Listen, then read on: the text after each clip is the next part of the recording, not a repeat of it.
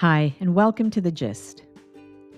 Each year, when February rolls around, I can't help but turn my attention to relationships.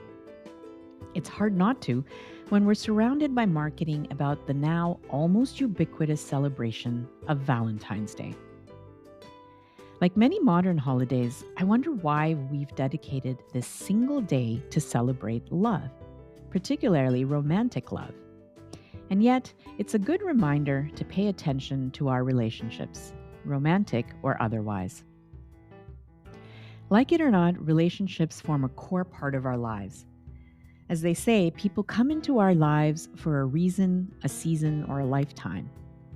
And especially in long relationships, it's interesting to observe the cycle of closeness and distance. So let's dig into this complex world of connections and see if we can look at other people with fresh eyes. The history of Valentine's Day itself is actually somewhat mysterious. This hallmark holiday, so called because of its commercial nature, wasn't just about cards, chocolates, and gifts. Its patron saint, Valentine, wasn't even just one person, but actually three eponymous saints spanning different times in Roman and Christian traditions. Each was martyred for various reasons, like releasing prisoners or performing forbidden marriages for young couples. Legend has it that one of the Valentines, while awaiting his execution in prison, fell in love with the daughter of his jailer, to whom he wrote a letter signed "From Your Valentine," the first Valentine's Day card, if you will.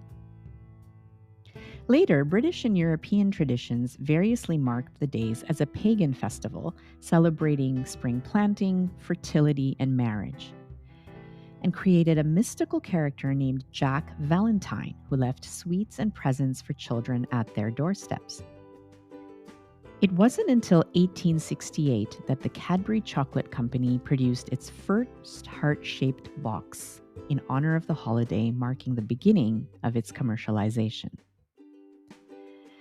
Though we don't make a big deal out of Valentine's Day, I am guilty of indulging in chocolates and cinnamon hearts with my husband and children at home. Not to mention helping my kids write out cards for their teachers and classmates, especially when they were small. As they grow up, I wonder how they'll navigate the many relationships in their lives.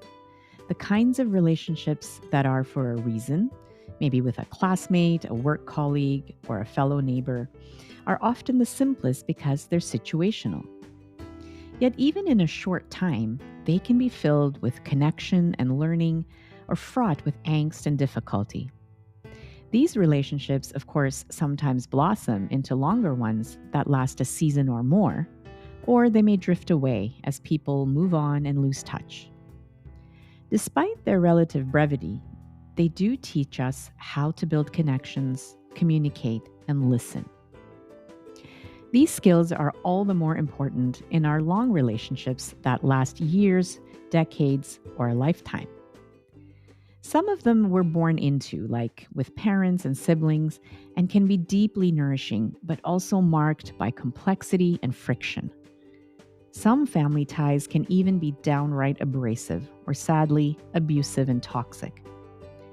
Friendships that last a lifetime, though generally made by choice, can also go through their own seasons as people grow and change, go their separate ways, and come back together again.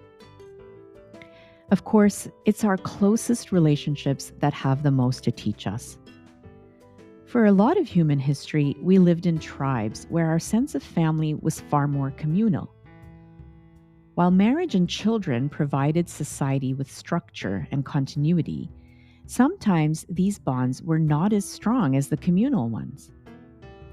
In modern times, we're marrying more for love, companionship, and personal fulfillment. As therapist and marriage counselor Esther Perel says, we now expect our partners to be all things: lovers, best friends, coaches. As we live longer and are together for longer, this is a tall order for any partner. So lifelong relationships are bound to go through seasons of intimacy and space. So it is with children. I've certainly experienced that with my own. there are times when they need me more, to be a listening ear, to comfort them in times of distress, to help with practical matters. And at other times when they crave the polar opposite, they want independence and freedom from my overprotection or advice. The definition of romance and family will continue to evolve, yet one thing has remained the same since the time of St. Valentine. Relationships of all forms, good and bad, will likely always be the bedrock of human existence.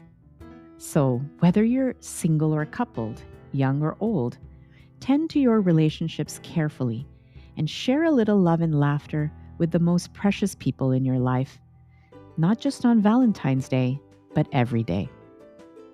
On that note, wishing you a great week ahead, be well, and see you next time on The Gist.